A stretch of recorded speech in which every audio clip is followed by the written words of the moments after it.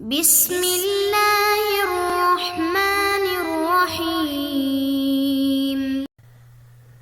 اللهم صل على سيدنا ومولانا محمد افضل صلواتك بعدد معلوماتك وبارك وسلم وصل عليه۔ بسم اللہ الرحمن الرحیم۔ عزیز طلباء کرام، مختارات من ادب العرب سے بحمد اللہ تعالی آج ہمارا سبق نمبر 36 ہے، اور جو مضمون پچھلے درس سے شروع ہوا تھا ابتلاء کعب بن مالک رضی اللہ تعالی عنہ، آج اس کا دوسرا حصہ پیش کرنے جا رہے ہیں۔ تو بڑھتے ہیں اپنے سبق کی طرف۔ پچھلے درس میں ہم نے پڑھا کہ حضور صلی اللہ علیہ وسلم جب بھی کسی جہاد اور غزوہ کے لیے جاتے تو توریہ فرماتے، یعنی اگر جانا مشرق کو ہوتا تو مغرب کا ذکر کرتے، شمال کو جانا ہوتا تو جنوب کا ذکر فرما دیتے، اور ہم نے کہا کہ اسے توریہ کہتے ہیں۔ لیکن یہاں پر چونکہ سفر بھی بہت دور تھا، موسم بھی انتہائی سخت گرمی کا تھا، اور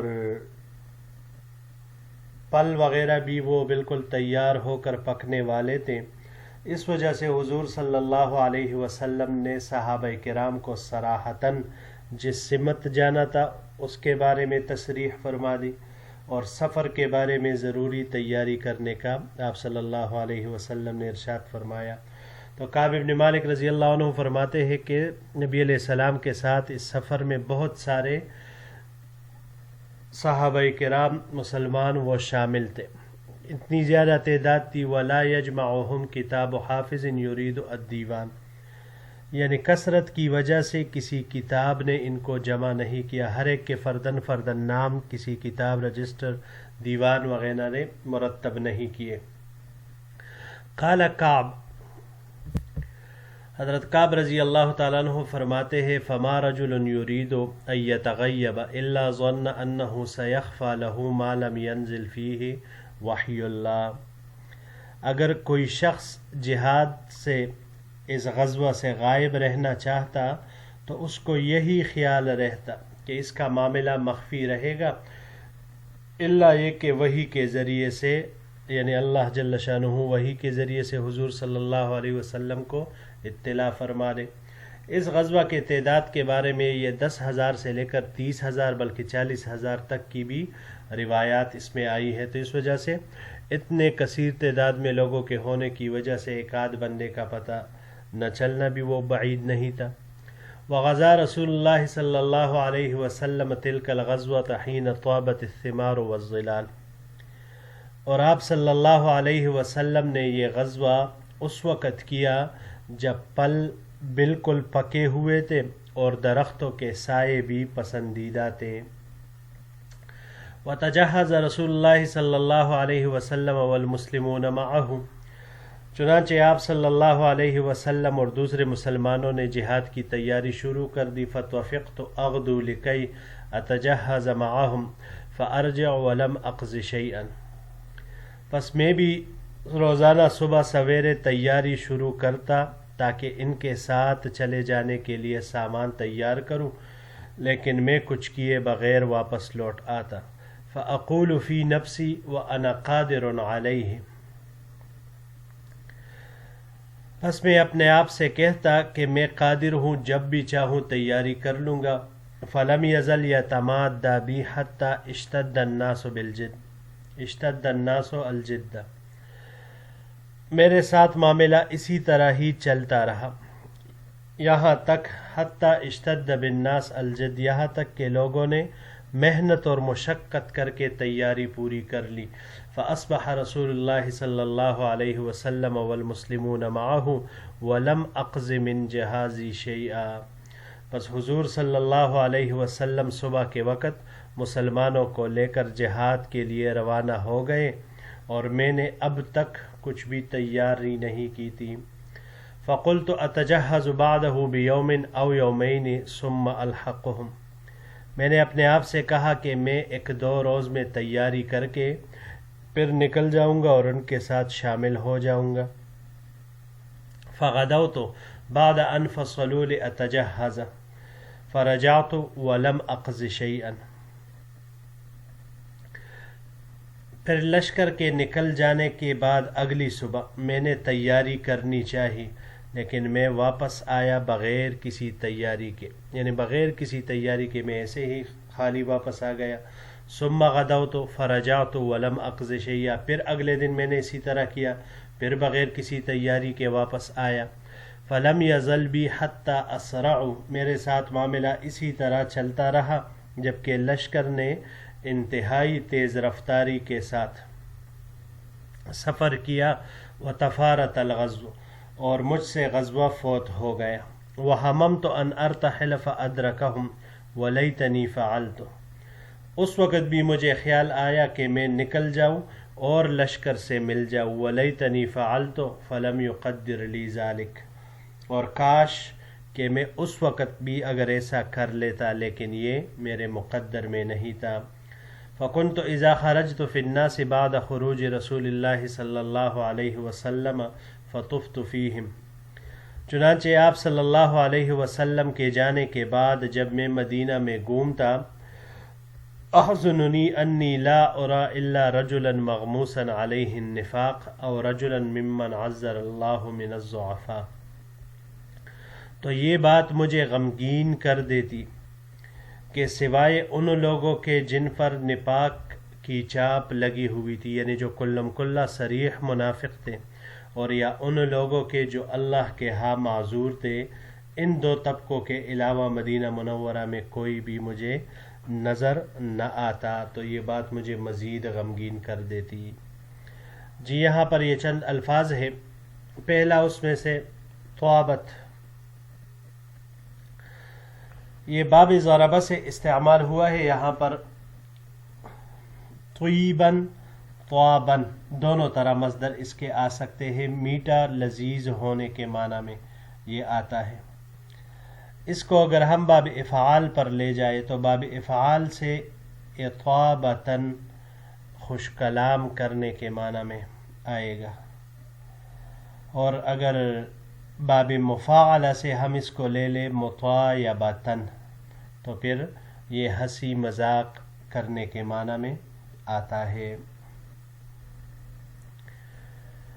اگلا لفظ یتمادہ، مدیہ سے ہے، یہ باب تفاعل سے تمدین انگڑائی لینے کے معنی میں آتا ہے، یہاں پر یہ باب تفاعل سے استعمال ہوا ہے، تمادین باہم مل کر کھینچنے کے معنی میں یہ آتا ہے۔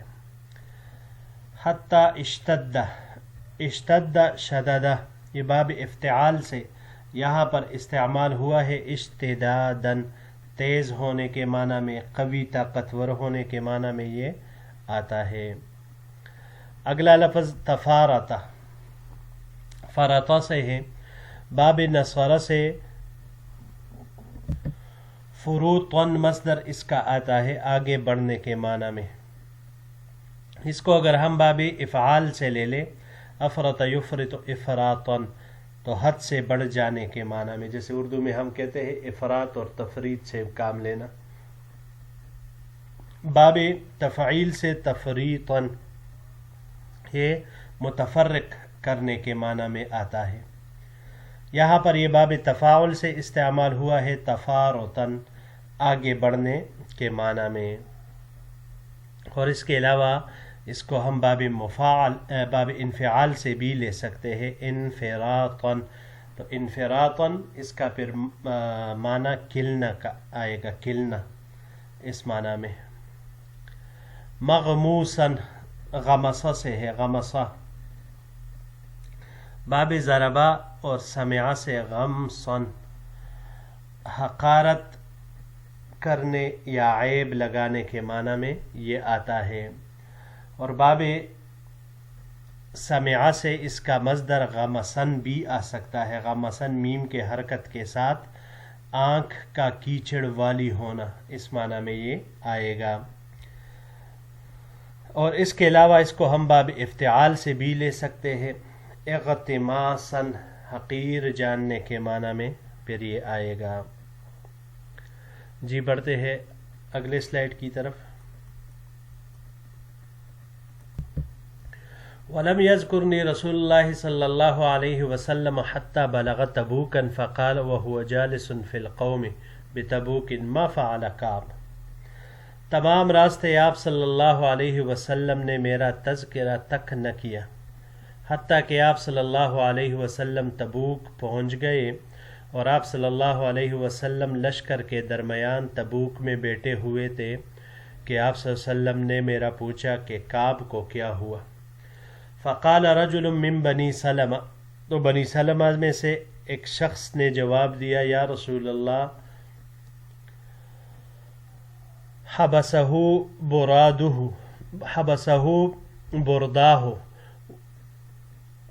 ونظرہ فی عطفیہ، کہ اے اللہ کے رسول ان دو چادروں نے اپنے دونوں کندھوں کے درمیان دیکھنے یعنی ان پر نظر ڈالنے سے روک دیا. مطلب اس وقت وہ خوشحال ہے، اس وقت اس کے پاس چادریں دو اوڑھے ہوئے ہیں اور بس وہ اسی کو دیکھ کر اسی میں ہی خوش ہوتا رہتا ہے. یہ عرب استعمال کرتے تھے اس وقت. فقال معاذ بن جبل، حضرت معاذ بن جبل رضی اللہ تعالیٰ عنہ نے جواب دیا بئس ما قلت، کہ یہ تم نے بری بات کہی. واللہ یا رسول اللہ ما علمنا علیہ الا خیرا فسکت رسول اللہ صلی اللہ علیہ وسلم.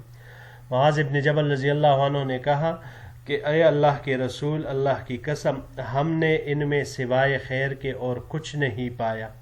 یعنی وہ کوئی ایسے انسان نہیں ہے، وہ صرف خیر والے بندے ہی ہیں، کوئی خاص وجہ ہوگی جو وہ نہیں آئے، حاضر نہیں ہوئے. تو حضور صلی اللہ علیہ وسلم یہ سن کر خاموش ہو گئے. قال کعب بن مالک فلما بلغنی انہ توجہ قافلا حضرنی ہمی.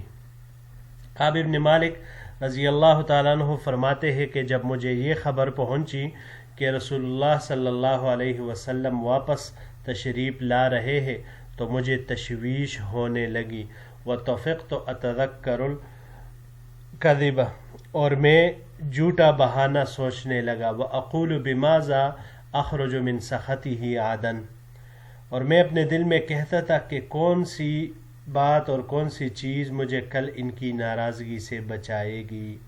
مطلب یہ کہ میں کون سا ایسا بہانہ تراشوں، کون سی ایسی بات آپ صلی اللہ علیہ وسلم کے سامنے رکھ دوں جس سے میں ان کے غصے اور ناراضگی سے بچ جاؤں. وَاسْتَعَنْتُ عَلَى ذَلِكَ بِكُلِّ ذِي رَأْيٍ مِّنْ أَهْلِي، اور اس معاملے میں نے اپنے اہل میں سے ہر ذو رائے سے مدد بھی حاصل کی، یعنی ان سے بھی رائے طلب کی، مشورہ چاہا کہ میں آگے کیا کروں کل پھر.